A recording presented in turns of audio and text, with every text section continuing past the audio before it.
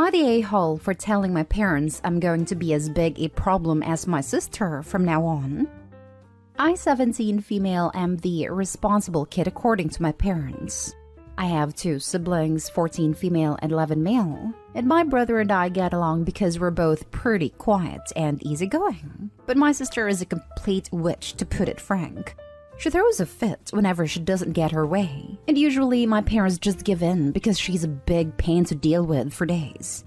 She always has to be the center of attention, and she causes problems to get attention when she's not. Gets really freaking old. I drive them to school and pick them up now, and our mom gave me money to get us fast food for dinner, since she and my dad have a work thing and won't be home till late in the evening. My sister likes McDonald's, but I hate it. And we always eat what she wants. So I say we're going to Sonic, because I know my brother likes their food and so do I. My sister insists we go to McDonald's, and I told her I'm driving, so I decide where we go. And both me and brother are tired of McDonald's, and she can shut up and deal. She starts screaming at me, tries to call our parents and doesn't get an answer, and eventually sulks and refuses to order food.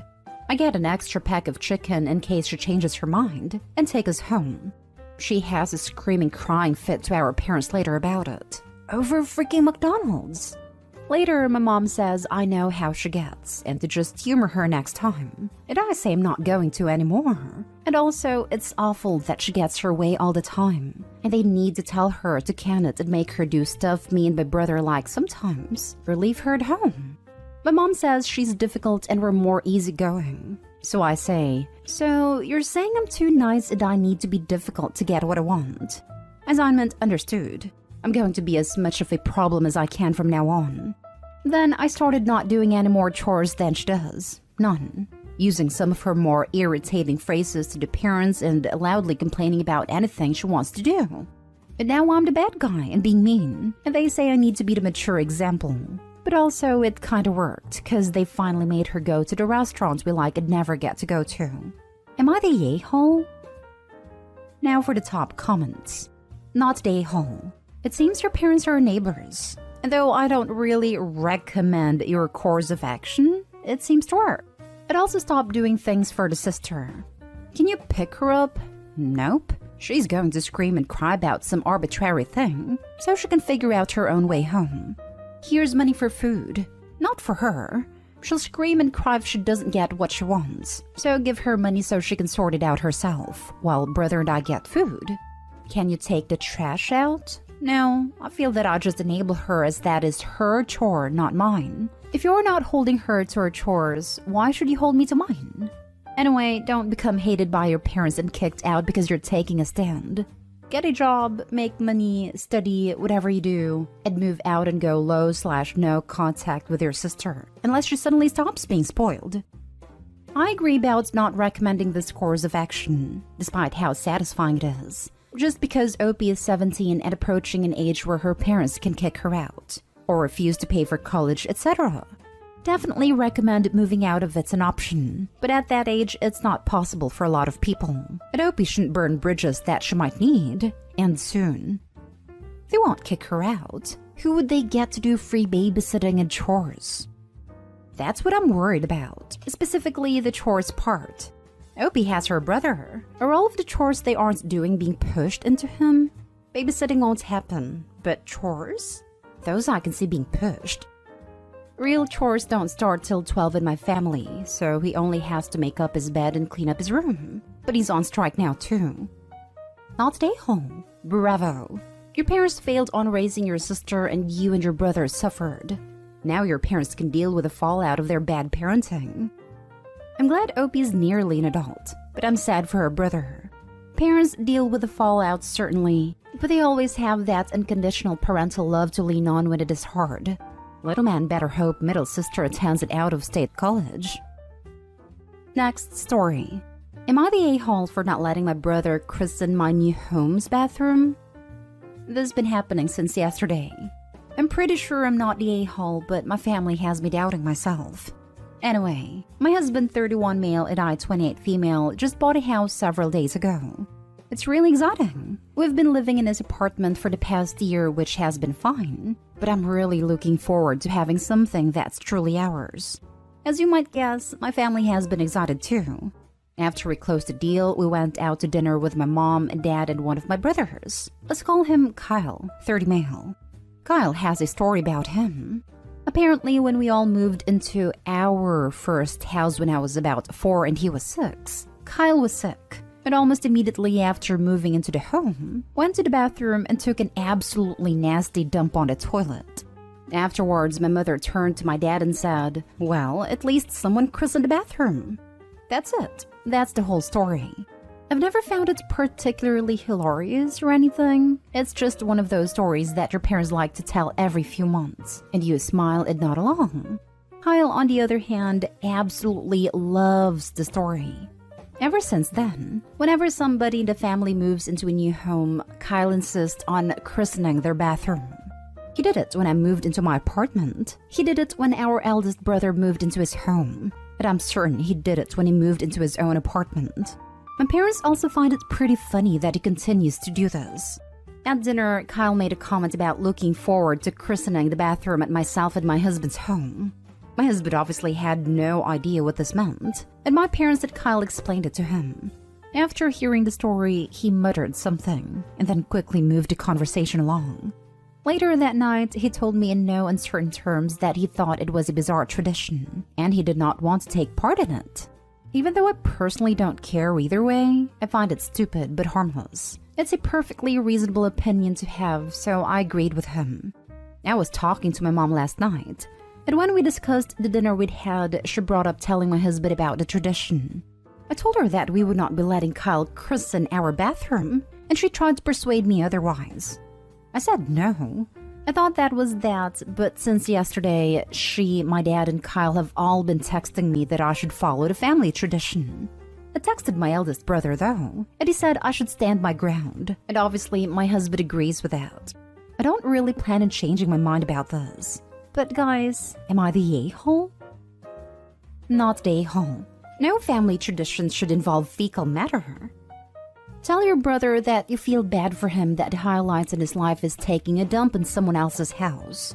Also, to your family that they have no better stories than a child taking a dump. Their whole traditions involve turd. Congrats. Not stay home. This is a bizarre tradition. And honestly, why have your parents encouraged it for so long? Kinda cute when he's 6, not when he's an adult. If he wants to be the first to christen your bathroom, he can also be the first to clean it. And as a way to discourage this, I wouldn't have any toilet paper in the bathroom the first time your brother is over. Then maybe it won't be so much fun for him. Better have no towels in there either. Your brother will find it funny to expand the tradition. Just tell your family someone already used the bathroom after you got the keys. There, it's christened. I don't mind toilet humor, but this tradition is disgusting. Not stay home. LMAO. This is the best AITA in a while. Not stay whole. Sometimes traditions need to die. I remember as a kid, my brothers and I had a mini competition to be the first to do things in our new house.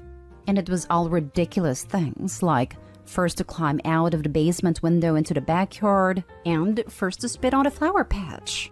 It was like some of the Guinness Book of World Records things that make you wonder why anyone would bother to keep track of that.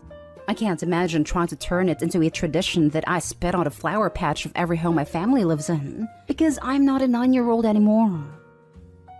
Next story is titled, Am I the a-hole for threatening to ban my cousin from living at my vacation house after how she treated my daughter? My 42 female cousin, 40 female, sometimes stay in mine and my husband's vacation home, which is like an hour away from our town. My mother also lives there regularly. Sometimes my mother will take my daughter into vacation home during the time periods when my daughter has no school. My daughter is 12. My cousin has 2 daughters as well, one 9-year-old and another one 3-year-old. This time my cousin stayed at the vacation house during Christmas period. Due to mine and my husband's work schedule, we couldn't have time off during Christmas. So my daughter went to stay there with my mom and my cousin and her kids. Recently, we started talking summer plans, and my daughter said she doesn't want to go to the vacation home if my cousin and her kids are also there during summer. After I asked her to explain, my daughter told me that my cousin would always yell at her and force her to babysit the kids so she could smoke. watch TV, or be on her phone. She would also ban my daughter from doing her interests. My daughter loves gaming, and we've got her first gaming PC, which she brought with her on the vacation house. My cousin apparently banned my daughter from playing at her PC because she's giving a bad example to her kids, and that as long as she's around, my daughter is not allowed to play games. My daughter also told me that one night she was watching Lord of the Rings, and my cousin's oldest daughter saw some scenes, got scared and started crying, and that night my cousin forced my daughter to give her the DVDs of the movie and banned her from watching TV or movies without her permission. I confronted my mom and asked her why she didn't do anything about any of this, and she said she wasn't aware because my cousin probably did all these when mom would not be present. I have a hard time believing that, but my mom apologized both to me and my daughter. I called my cousin and cussed her off for how she treated my daughter, and I reminded her that she's only a guest at a house I and my husband own, and it's also my daughter's house, and she's got no rights bossing around my daughter. She apologized at first, but then defended herself, saying that as an adult, she's also responsible for my daughter and she did what she thought was best. My husband and I decided to give her one more chance, but told her she'll be banned from being a guest if she does this again. My mom and her called us the a-holes and said we should just accept the apology she gave instead of threatening to ban her. Am I the a-hole? Now for the comments. Not the a-hole for what you said to your mom and your cousin, but you would be the a-hole if you subject this on your daughter again. You are being far too lenient, giving her another chance. I don't plan to. Their reaction showed me that I should never leave my daughter on their watch again, and it's also a decision my daughter made and voiced. Let's be honest, your cousin didn't apologize to you or your daughter. She apologized that you were angry with her, then justified what she did. Your daughter can't use your vacation property because of your cousin's mistreatment. That alone, the fact you decided you can't trust them, means they shouldn't have access at all. Not stay home. If she's not planning on continuing the behavior, she shouldn't be mad at the fact she'll be banned if she does it again. That's exactly what I told her after. That I only mentioned she'll be banned if my daughter tells me she pulled something like this again. Her argument on that was that I can't always rely on my daughter's words without hearing the other side first as well. I suggest adding in-home security cameras. If there is an issue or something, you can see it for yourself. Not stay home. Your house, your rules. Does cousin or mom pay any of the house expenses? Power? Water? Gas? Internet? If they don't, then they are both guests and need to be reminded of that. They can call you an a-hole all they like, but in the end, you have the final say on who stays. Most of the expenses of the house are paid by my husband and I. My cousin only pays for her personal groceries alone whenever she's a guest. My mom will pay a small share of water and electricity bills for the time she might stay there, but majority is covered by my husband and I. Now for the last story. Am I the a-hole for telling my brother's fiancé the truth? I, 21 female, have an older brother, 29 male, who has been divorced twice. It is about to get married to his fiancé of 2 years, 26 female, and she has a party celebrating the fact that she got engaged a few days ago. I was invited, but my brother wasn't, since she wanted to have a little party with her friends, and since she wanted to bond with me, her future sister-in-law, she also invited me.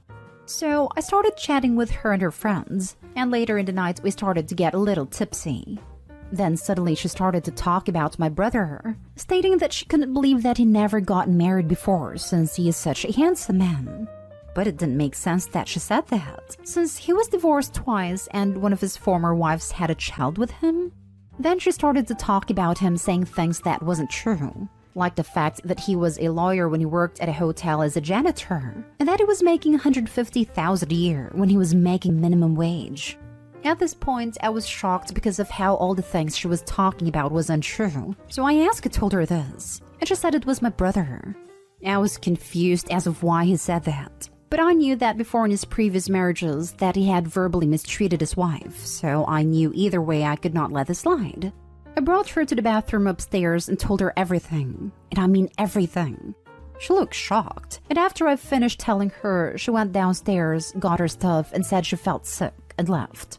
The next day comes around and my phone was blown up with messages, missed calls, and DMs from my family and brother about what happened. It turns out that after she left, she went to her house, where my brother was at a time, confronted him and broke up with my brother, then kicked him out. My family and brother are calling me an insensitive witch and a home wrecker. I don't feel bad about telling her the truth, but I do feel bad about ruining his engagement. Am I the a-hole? Not the a-hole. You saved that girl's life. She deserved to know who she'd agreed to marry. Also, what did the brother think was going to happen? If you tell someone lies but don't tell people who know the truth about lies, they're likely to out your lies whether they mean to or not. It's pretty hard to afford a lawyer's lifestyle on a minimum wage janitorial position, so she was bound to find out the truth pretty quickly anyway, soon after the wedding. Exactly. The lies weren't sustainable. She would have found out sooner or later, but all Opie did was ensure that it was soon enough for her to make an informed decision.